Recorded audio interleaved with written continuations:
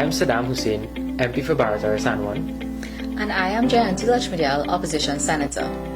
Saddam and I are both attorneys at law, and so we often get questions from constituents, friends, family, different people on the property tax. Some of you have reached out to us to express concern about the announcement by the government regarding the implementation of the property tax. So we decided that we'll do this little video to answer some of the questions that you have sent to us and attempt to address some of the concerns that you may have. Now, Saddam, one of the first questions people want to know is who will be required to pay property tax? Alright, so under the law, Jayanti, the owner of the land is required to pay property tax. And under the law, the owner is defined as the legal owner or the occupier of the land. So if you own the land, house or building by deed, then definitely you have to pay property tax. Now in the cases of tenants, the landlord who is the owner of the property will be the one liable to pay property tax. And in the situation where you don't own the land but you occupy the land as a squatter, you also will have to pay property tax. Now Jayanti, some persons are asking, will HDC owners have to pay property tax?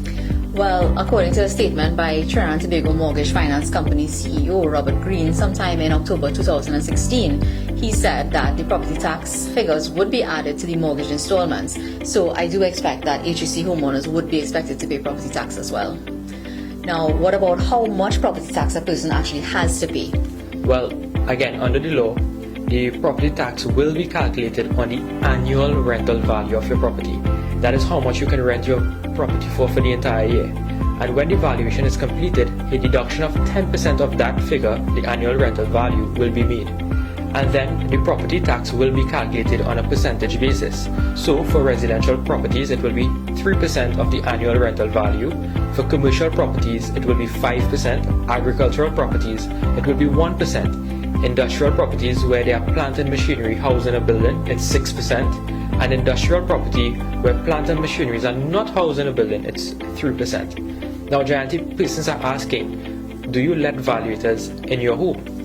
So under the law, the Commissioner of Valuations or a person authorized by him can actually enter your home during reasonable hours to assess the value of your property. This must occur during the daytime. Now, you must consent to the valuator actually entering your property unless you have received a written notice 48 hours in advance of this entry. Now, Saddam, you remember in 2018, the government amended the law to include that the notice can be sent to you via post and it is deemed as having been served on you once 15 days passes. So, even if you don't physically receive it, you are deemed as having it and you must let them come in. Now, Jayanti, I know you was involved in the court matter, and are you required to fill out the valuation return forms? So in that matter where we challenged what was being purported as a mandatory submission of valuation return forms, the court held and the Commissioner of Valuations was forced to admit that it was actually a voluntary exercise. So at this time, there is no legal requirement for you to fill out the valuation return form. However, we expect that the government may change this after the upcoming budget. So with the government, when are they going to start collecting this property tax? Well, they've amended the law and they can only collect the tax when the Commissioner of Valuations informs the Minister of Finance that 50% of the lands in Trinidad and Tobago have been valued. Now we have several concerns, Jayanti, which is one, we are unsure of the areas in Trinidad and Tobago right now being valued. Additionally, it is not certain how many properties have been valued to date or how many properties there are in total to determine what will be 50% of the properties.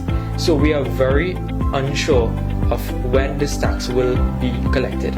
Now, Jayanti, persons are asking, will they have to pay property tax retroactively? So again, in 2018, when Minister Imbert amended the law to collect property taxes, the date that it was stated as is 30th of September 2017. By law, that is the date from which the government can collect the property taxes. Now, some of the issues with this would be, how do you assess the value of the property in 2017 when you're conducting that assessment in 2020? In the last 3 years, renovations and additions may have been done and they would not have been applicable in 2017. So what value are you going to use when you are in fact imposing this tax? Now, Saddam, what about the consequences of not paying a property tax? No, this is a very touchy issue and it's severe consequences.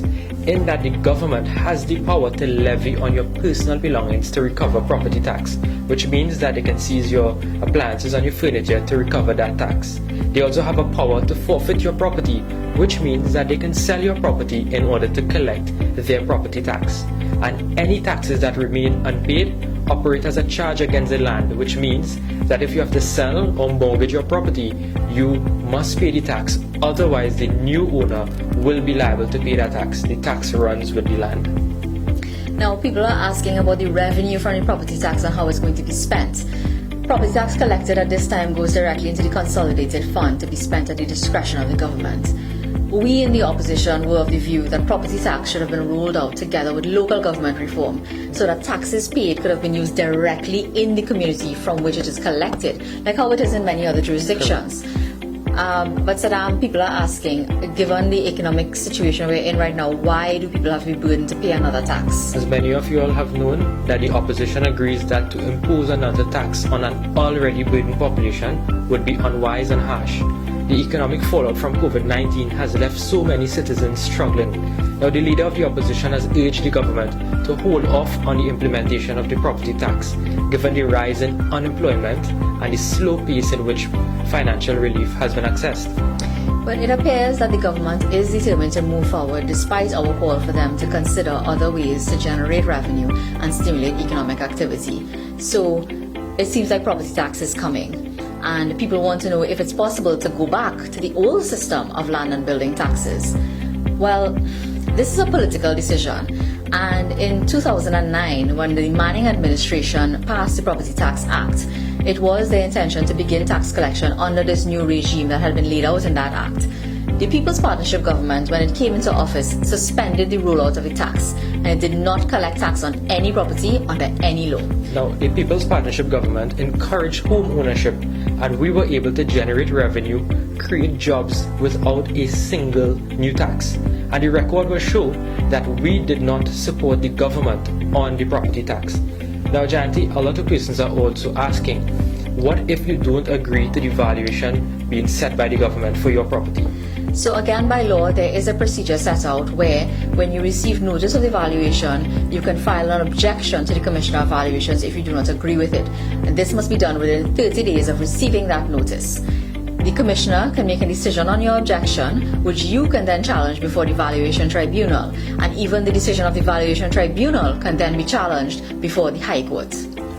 Now, we hope that this video cleared up some of the concerns that you may have, and we look forward to speaking to you again in the near future on other matters of national concern. So thank you very much and stay safe. Thank you very much for joining us. Stay safe, Jayanti.